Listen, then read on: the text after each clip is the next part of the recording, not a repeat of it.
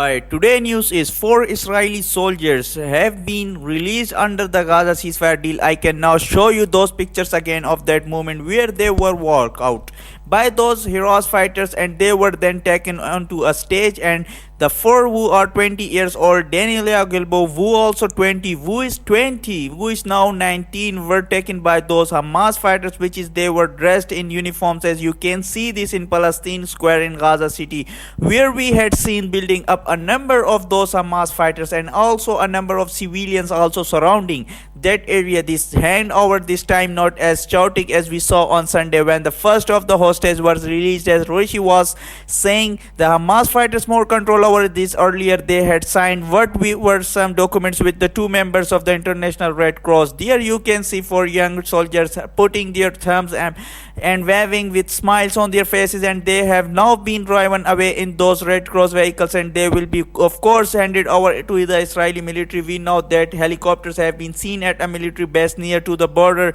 The Israeli force is ready to take them, so they go into the IDF, and then of course they will have medical checks and they will be reunited with their families. Let's bring in Yolan Nell, who is in hostage squares, and Yolan, we seen the pictures of people crying and also cheering when they saw those pictures. Just explain what it was like at the moment in hostage square. Well, I mean, through the morning there has been a tense calm that set in, and people from the hostage and missing families forum told me that they were worried that her women would not appear in good health, that they might not all even be alive. They are about psychological welfare on the part of Hamas. So you can imagine that what happened for women as 19 and 20 appeared in Gaza, then were walked onto a stage briefly. There people were smiling, they were cheering and whistling, and right now you can still see sort of around me people are breathing a sigh of relief. Now we seen those Red Cross vehicles in Palestine Square in Gaza being driven away. It should not take very long for that convoy to leave the Gaza Strip to make its way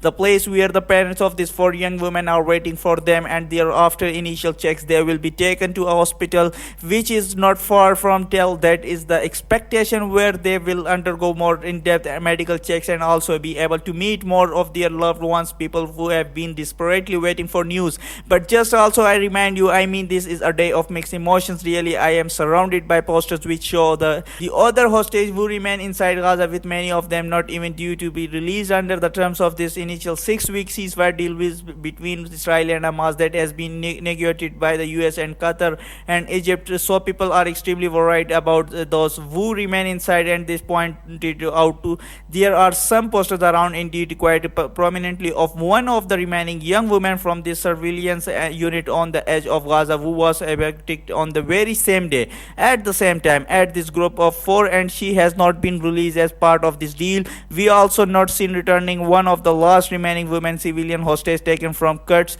close to Gaza on the 7th October, and so people remain extremely concerned about those who remain and whether this fragile ceasefire will stick, enabling others to be released. Thank you.